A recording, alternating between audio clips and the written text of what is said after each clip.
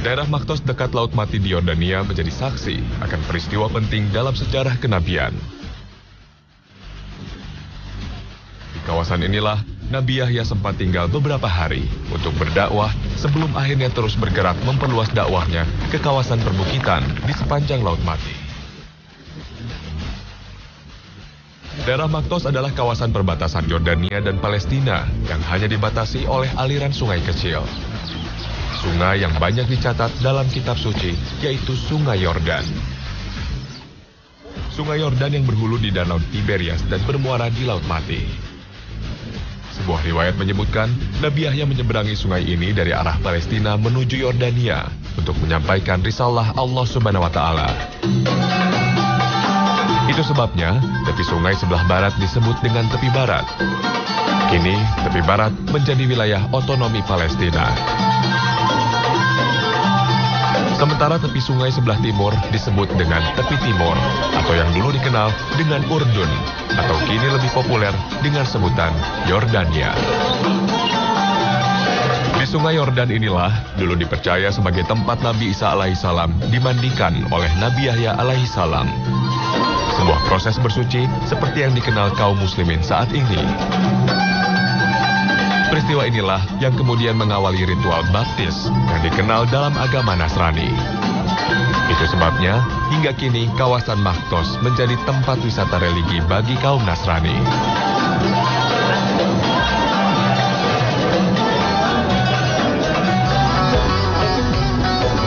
Maktos terletak di Lembah Karor atau sebelah utara Laut Mati. Hanya 1 jam perjalanan dari kota Aman, ibu kota Yordania.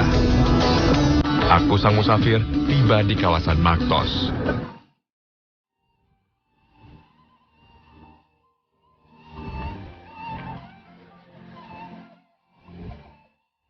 Karena dianggap suci oleh kaum Nasrani, kawasan seluas 15 hektar ini banyak ditemukan situs-situs penting agama Nasrani.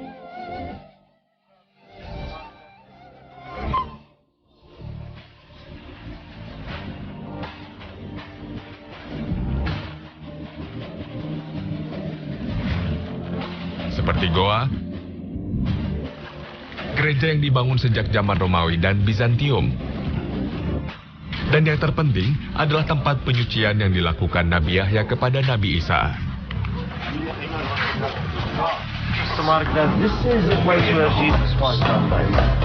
Tempat ini dulu berada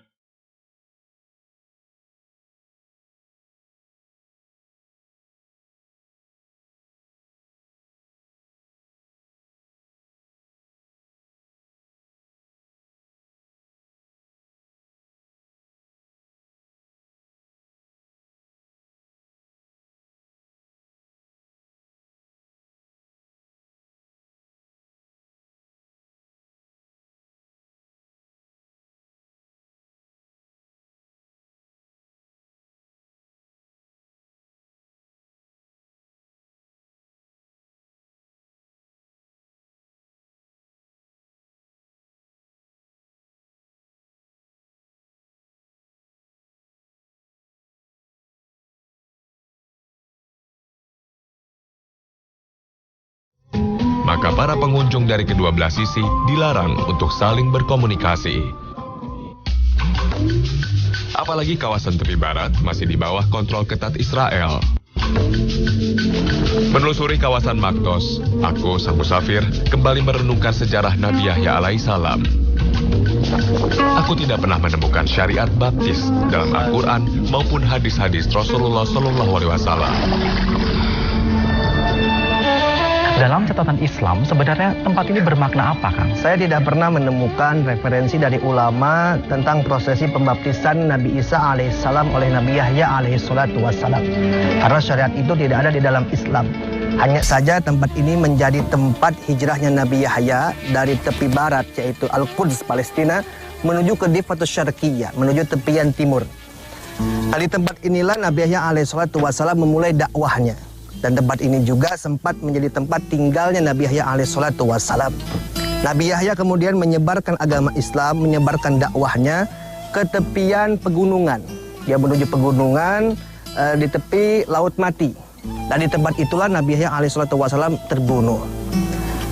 Di dalam Islam, Mas Alfian, tidak mengenal pembaptisan. Karena ini memang tidak ada syariat pembaptisan di dalam Islam. Islam mengenal taubah, yaitu pensucian diri kepada Allah Subhanahu wa Ta'ala. Bagi orang yang mengawali kehidupan Islam, diawali dengan syahadat. Yang sebelumnya dia mandi besar, yaitu untuk mensucikan jiwa dan raganya.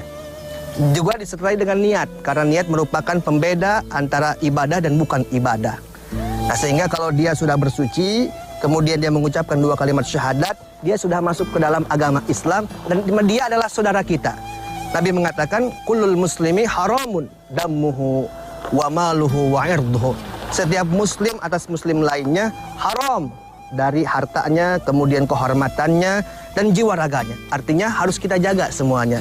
Adapun kita sebagai orang Islam, manakala berbuat kabair, dosa-dosa besar, cara kembali kepada Allah, cara bersuci kepada Allah yaitu dengan bertaubat. Taubatan nasuha, bertaubat dengan sebenar-benarnya taubat dan tidak mengulangi perbuatan dosa tersebut.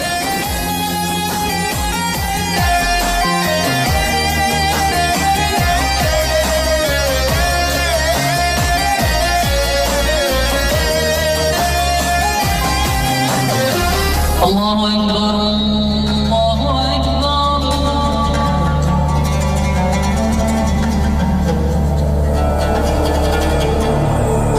Kisah Nabi Yahya alaihissalam tidak bisa dilepaskan dari kisah ayahnya, Nabi Zakaria alaihissalam. Keduanya merupakan nabi terakhir yang diutus Allah Subhanahu wa Ta'ala dari kalangan Bani Israel beberapa waktu sebelum Nabi Isa alaihissalam.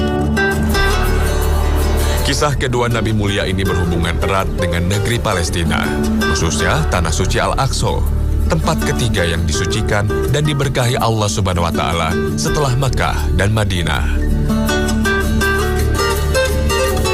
Keluarga mulia ini hidup untuk mengabdi di Tanah Suci Al-Aqsa. Sejumlah riwayat menyebutkan Nabi Zakaria merupakan imam besar Baitul Maqdis atau Masjid Al-Aqsa sebelum masjid ini berubah seperti sekarang. Sebuah mihrab di bagian timur Masjid Al-Aqsa sampai sekarang dikenal dengan Mihrab Zakaria.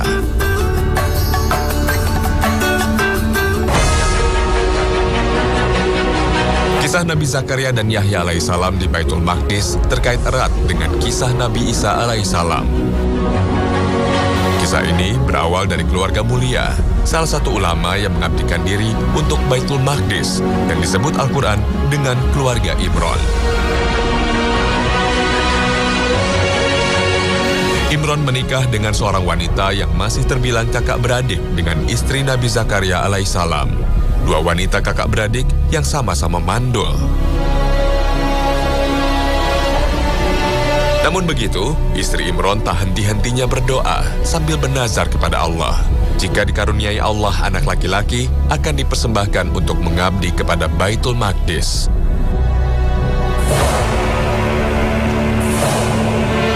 Allah Subhanahu wa Ta'ala mengabulkan doanya dengan mendapatkan anak perempuan yang dinamakan Maryam. Istri Imron tetap memenuhi nazarnya. Maryam diabdikan untuk Baitul Maqdis. Di Baitul Maqdis atau Masjid Al-Aqsa, Maryam diasuh langsung oleh Nabi Zakaria. Kesolehan Maryam dan ketulusannya beribadah di Masjid Al-Aqsa mendorong Nabi Zakaria untuk memiliki keturunan yang dapat meneruskan pengabdiannya kepada Allah Subhanahu wa Ta'ala dan menyampaikan risalah ilahi. Maka Nabi Zakaria yang menyadari penuh akan usianya yang sudah tua dan kelemahan istrinya yang mandul hanya pasrah dan berdoa kepada Allah agar mendapatkan keturunan.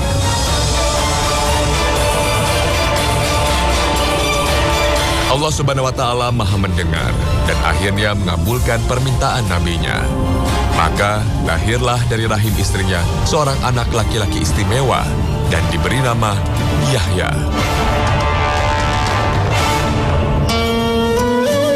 Allah berfirman, "Wahai Zakaria, kami memberi kabar gembira kepadamu berupa seorang anak laki-laki yang namanya Yahya, yang kami belum pernah memberikan nama itu sebelumnya." Kang, di kawasan perbukitan ini adalah kawasan tempat Nabi Yahya alaihissalam berdakwah. Karena beliau ketika menyeberang dari tepi barat ke tepi timur di Maktos, dan di Maktos inilah yang diyakini sebagai tempat tinggal dan tempat persinggahan Nabi Yahya alaihissalam. Nah Kang, jika kita tarik ke belakang, Nabi Yahya adalah buah dari kesabaran dan juga keimanan. Nabi Zakaria alaihissalatu wassalam bertahun-tahun lamanya mengharapkan dan menantikan kehadiran seorang anak. Sampai-sampai Nabi Zakaria alaihissalatu wassalam mengatakan, Inni wahanal 'azamu minni. Sesungguhnya lama-kelamaan tulangku udah semakin rapuh nih. Wasta'al ra'su syaiba. Dan rambutku sudah mulai memutih. Artinya nih Nabi Zakaria sudah mengakui bahwa ia memasuki masa yang tua, udah lanjut usia. Bahkan wa kana imraati akir, dan istriku adalah seorang yang mandul. Nah Mas Alfian, kalau secara medis yang laki-lakinya sudah tua, perempuannya divonis mandul, nggak bisa punya anak, kira-kira bisa nggak hamil? Mungkin akan susah, bahkan bisa jadi nggak akan mungkin gitu bisa hamil ya Kang ya. Nabi Zakaria alaihissalatu wassalam menempuh satu-satunya jalan, yaitu jalan berdoa kepada Allah Subhanahu wa taala. Rabbi habli min ladunka dzurriyyatan thayyibah innaka sami'ud du'a. Ya Allah, anugerahkanlah kepadaku dzurriyyatan thayyibah, keturunan yang baik, anak yang soleh. Sesungguhnya Engkau Maha pendengar doa. Lalu apa jawaban Allah kepada orang-orang yang berdoa, khususnya kepada Nabi Zakaria? Fastajabna lahu. Maka kami mengabulkan doa Nabi Zakaria. Wa wahabna lahu Yahya. Kemudian kami anugerahkan kepadanya Yahya, seorang anak laki-laki. Wa aslahna zaujah. Wa aslahna lahu zaujah. Kemudian kami perbaiki istrinya yang mandul tadi sehingga bisa menjadi hamil. Luar biasa. Ini kehendak Allah Subhanahu wa taala. Istri Nabi Zakaria divonis mandul, tapi ketika berdoa kepada Allah, Allah perbaiki istrinya sehingga bisa menjadi hamil. Inilah ketentuan Allah Subhanahu wa taala dan kehendak Allah Subhanahu wa taala. Nah, kenapa bisa sedemikian rupa? Jawabannya di ayat seterusnya, Mas Alfian. Innahum kanu yusari'una fil khairat. Sesungguhnya mereka selalu bersegera di dalam berbuat kebaikan. Wa yad'unana raghaban wa rahaba. Dan mereka selalu berdoa kepada kami dengan harap-harap cemas. Wa kanu lana khashiin. Dan mereka termasuk orang-orang yang khusyuk ketika beribadah dan berdoa kepada kami. Nah, inilah Mas Alfian, kunci serta resep untuk mendapatkan keturunan. Apa kuncinya? Doa. Sekalipun kisah Nabi Yahya dan ayahnya, Nabi Zakaria alaihissalam terkait erat dengan Baitul Maqdis di Palestina, namun jejak Nabi Yahya alaihissalam bertebaran di negeri Syam. Salah satunya adalah lokasi perjuangan Nabi Yahya yang membuat dirinya terbunuh di kawasan Madoba, Yordania.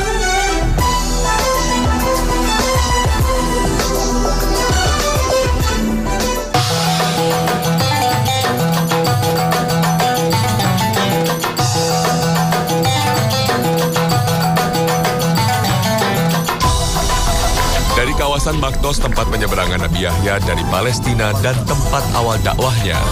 Aku, sang musafir, terus mencari jejak sang Nabi mulia. Pencarianku berujung pada kawasan perbukitan Mukawir, Provinsi Madoba, Yordania, 30 km ke arah selatan Maktos. Kawasan perbukitan yang membentang dari Maktos hingga Mukawir ini diperkirakan sebagai kawasan dakwah Nabi Yahya dalam menyampaikan risalah ilahi. Sebuah gunung dengan puncak menghadap ke Laut Mati mengundang perhatianku, sang musafir. Sebagian sejarawan meyakini di puncak gunung inilah akhir dakwah Nabi Yahya alaihissalam, sekaligus tempat terakhir sebelum dibunuh oleh penguasa Romawi. Inilah benteng Raja Herods.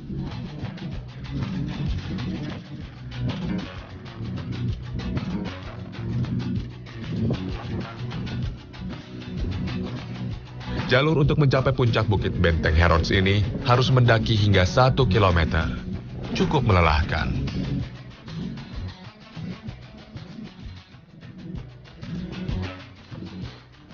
Namun semua itu terbayar dengan keindahan pemandangan dari atas bukit.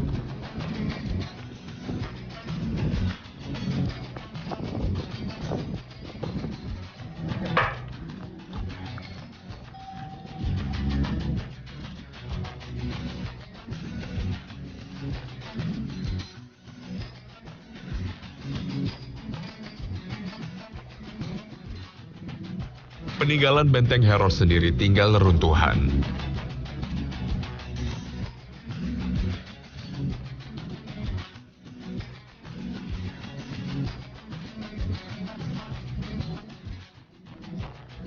Disinilah Nabi Yahya alaihissalam dipenjara sebelum akhirnya dibunuh oleh Raja Herods.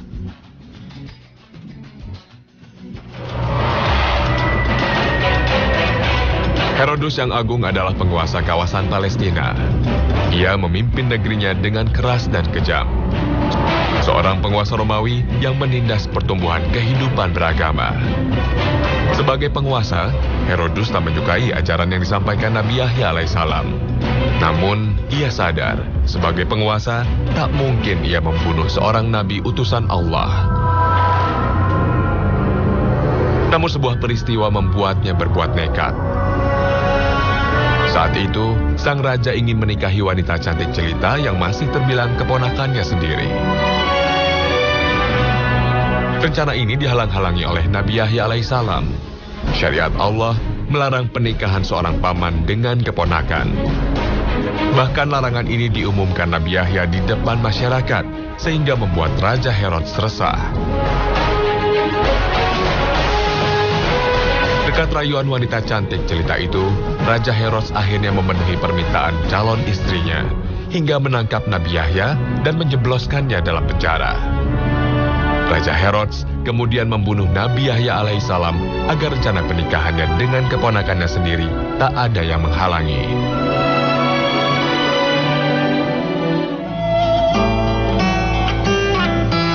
Kang, ada kisah yang menarik nggak dari terbunuhnya Nabi Yahya alaihissalam ini? Ya, Mas Alfian. Wafatnya Nabi Yahya alaihissalam merupakan akhir perjuangan dari syariat yang ditegakkan di bawah pemerintahan yang zalim.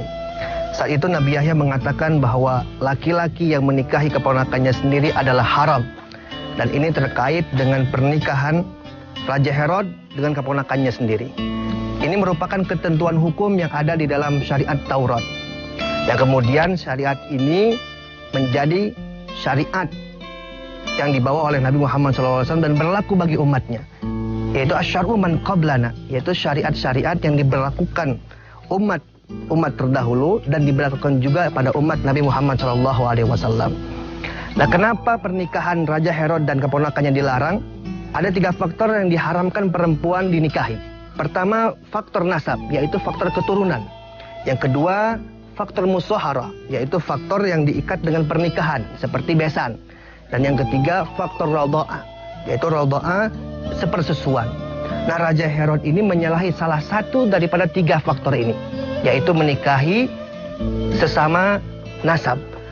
Nah, ini ditegaskan di dalam Al-Quranul Karim. Hurrimat alaikum ummahatukum wa banatukum wa akhwatukum wa ammatukum wa khalatukum wa banatul akhi wa banatul ukhti. Diharamkan menikahi anak perempuan dari saudara laki-laki ataupun anak perempuan dari saudara perempuan. Adapun hikmah tasyri, kenapa disyariatkan haram menikahi wanita sedarah? Karena yang namanya pernikahan itu diikat dengan cinta, sedangkan cinta memiliki rasa cemburu. Dan ini sangat-sangat mustahil, Mas Alfian, kalau ada seorang bapak cemburu kepada anaknya, atau seorang kakak cemburu kepada adiknya. Bahkan sangat mustahil kalau seorang paman cemburu kepada keponakannya. Dan kajian medis terkini mengungkapkan bahwa menikahi sesama gen atau sesama darah ini akan menyebabkan cacat mental dan cacat fisik.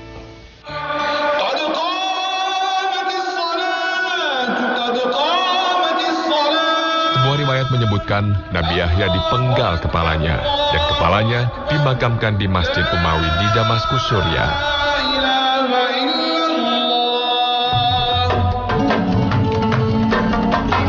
Sesungguhnya, orang-orang yang mengingkari ayat-ayat Allah dan membunuh para nabi tanpa hak atau alasan yang benar dan membunuh orang-orang yang menyuruh manusia berbuat adil. Sampaikanlah kepada mereka kabar gembira, yaitu azab yang pedih. Astaghfirullah.